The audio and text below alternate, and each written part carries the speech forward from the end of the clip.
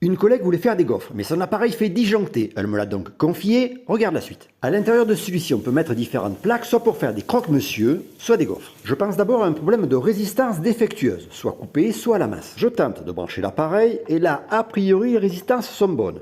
Elles se mettent à chauffer et rougissent. On va essayer de comprendre pourquoi, à un certain moment, le disjoncteur a sauté. C'est parti, je démonte la partie basse de l'appareil. Seulement 2 vis la maintiennent. La pièce qu'on voit ici, c'est une sorte de thermostat, ou plutôt un limiteur de température. Il va couper l'alimentation des résistances lorsque une certaine température sera atteinte. Et ici, une seconde protection, un fusible thermique. Il est surtout là dans le cas où la première ne fonctionnerait pas. On a donc un montage très simple. On part de la phase, on va vers le thermocontact, ensuite, les 2 résistances en série, et puis le fusible thermique. Et puis au fait, on a oublié le voyant en parallèle sur les résistances de chauffe. D'ailleurs, il aurait dû s'allumer à la mise sous tension. Va falloir vérifier ça, on va démonter cette fois-ci la partie haute. On le déclipse, on le sort de son logement.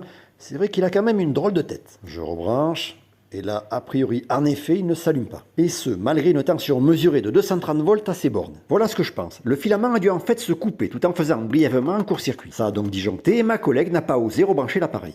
Je viens de la joindre, c'est ce qu'elle m'a confirmé. Cette pièce détachée est malheureusement introuvable. Pour un souci d'étanchéité, on va la laisser en place, mais la débrancher du circuit. Même s'il est utile, on peut éventuellement s'en passer. Voilà, c'est fait, on le remet en place. On pourrait reclipser les plaques et essayer. La conduction thermique entre elle et le limiteur de température va se faire par l'intermédiaire de cette pièce-là, dans laquelle il est vissé. Pour l'instant, j'ai branché et ça chauffe. Mais je préfère essayer avec les plaques parce que c'est là qu'est le vrai test. Voilà, c'est fait, j'ai récupéré une paire de plaques pour croque-monsieur, j'ai mis 2 morceaux de pain, voyons ce que ça donne. Alors ça fume pas mal, j'ai peur qu'on monte trop en température. Et comme le voyant n'est plus là pour témoigner d'une bonne régulation, on va vérifier le thermostat. Mais d'abord, regarde comment c'est conçu, tu vas voir, c'est assez malin. À l'intérieur, il y a un disque métallique déformable qui, en appuyant sur une lamelle, la met en contact avec une autre. Donc pour l'instant, le courant passe. Sauf que, sous l'effet de la chaleur, la partie convexe de notre disque va changer de face. Regarde bien, ça va aller vite.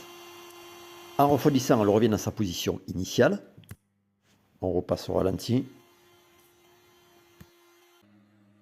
Pendant ce laps de temps, on est passé de convexe à concave, il n'y a plus d'appui, donc le courant ne passe plus. Avec un décapeur thermique, j'ai pu vérifier que les cycles d'ouverture et fermeture ont bien lieu. Mais est-ce que le seuil de température de déclenchement est correct?